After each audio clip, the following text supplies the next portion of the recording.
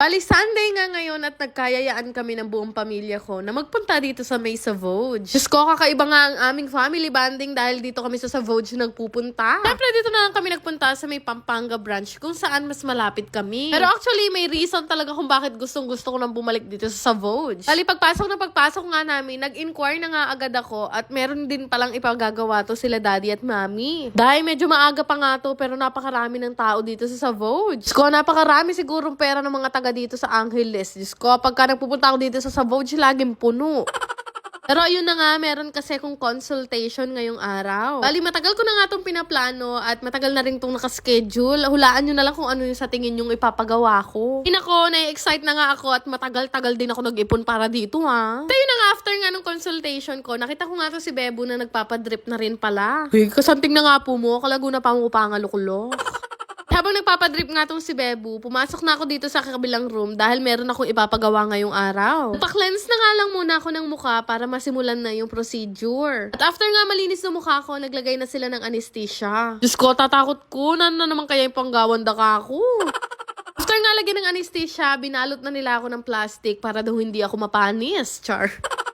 Habang naghihintay nga ako na mamanhid yung mukha ko, nag-request muna ako sa kanila na baka pwedeng i-drip na nila ako. Ako, Diyos ko, favorite ko tong drip nila dito dahil yan ang nagsisilbing protection ko para maging fresh ako everyday. Ay, talaga namang mabisa yung celebrity drip nila na yan. Bali, after nga nun, may pumasok na nagagawa dito sa face ko at mag-i-start na nga daw kami. Abay, gusto ko talaga kasi magpahugis bigas ngayong taon.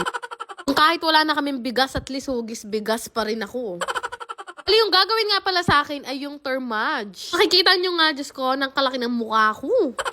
Yan talaga yung isa kong problema sa life ko dahil kahit pumayat ako, malaki talaga yung mukha ko. Kaya buti na talaga may ganitong service dito sa Vogue. Bali, bago nga simulan, meron silang nilagay na bingo card sa mukha ko. Parang ito kasi yata yung magiging pattern dun sa gagawin sa akin ngayon. Bali, nag-apply nga lang sila ng gel and then nag-start na rin yung procedure. Bali, wala naman ako nararamdaman na sakit. Medyo mainit lang talaga siya at nanginginig. Pero all in, tolerable naman talaga yung sakit. Sabi ko nga kung ganito lang pala kadali magpaliit ng mukha. Diyos ko, dapat grade 1 pa lang ako sinimulan ko na. Sa totoo lang talaga, maganda talaga yung effect nitong Thermage sa skin natin. Dahil hine-help nito na mag-tighten yung mga skin natin. Dahil maniwala ka sa akin, nakita ko si Nadine Lustre nagpaganito nung nakaraan.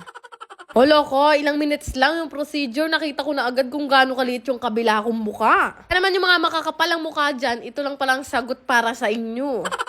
Actually, habang tumatagal nga daw, mas makikita mo daw yung ganda ng effect nitong Thermage. Dahil napakabilis lang ng procedure nito at kitang-kita mo na agad yung effect after. After nga matapos yung procedure, kinlens na yung mukha ko. First time ko nga lang tumatry at tuwang-tuwa nga ako dun sa nangyari. Tingnan nyo naman, Diyos ko, pwede nang pambukas ng dilata yung baba ko sa sobrang tulis.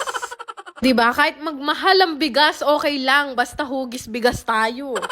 Medyo ginabi na nga kami dahil yung mga kasama ko, Diyos ko, nakarami ding pinagawa dito. Diyos ko, suki na nga talaga kami dito sa Vogue, kaya naman kilalang-kilala na kami ng mga staff. Mga nagtatanong nga kung saan to, located to dito sa Friendship Highway, Angeles City, Pampanga. Maglalaro lang kayo gamit ang inyong mga cellphone at pwedeng-pwede na kayong kumita. Gamit itong Diamond Game. Click nyo lang yung link na makikita nyo sa comment section at gumawa kayo ng account gamit ang inyong mga phone number, mag-create ng password at ilagay yung verification code na marireceive nyo. Ganun lang naman kadali mag-register dito sa Diamond Game at magkakaroon na agad kayo ng account. Once maka-register, kakailanganin nyo muna mag-cash in bago kayo maglaro. So, meron namang guide dyan kung paano kayo magka-cash in. Itong Dragon and Tiger yung madalas kong laruin dito dahil napakadali lang manalo. Naku, kahit piso lang yung pera mo na yan, pwedeng-pwede mo yung ilaro dito sa Diamond Game. Dahil 1 peso to 500 pesos yung pwede mong i-bet dito sa Dragon and Tiger. Grabe, napakadaling laro na pwedeng-pwede nyo talagang kuhanan ng income. Naku, basta talaga may tiyaga ka, ay marami ka mapapanalunan dito. Ito lang naman kasi yung pagpipilian mo dito, Dragon, Tiger, or Tai lang. Take your own risk, eka nga. Kaya kanya-kanyang swerte tayo sa paglalaro. Pero ngayong araw, matatawag kong swerte yung sarili ko dahil nanalo ko ng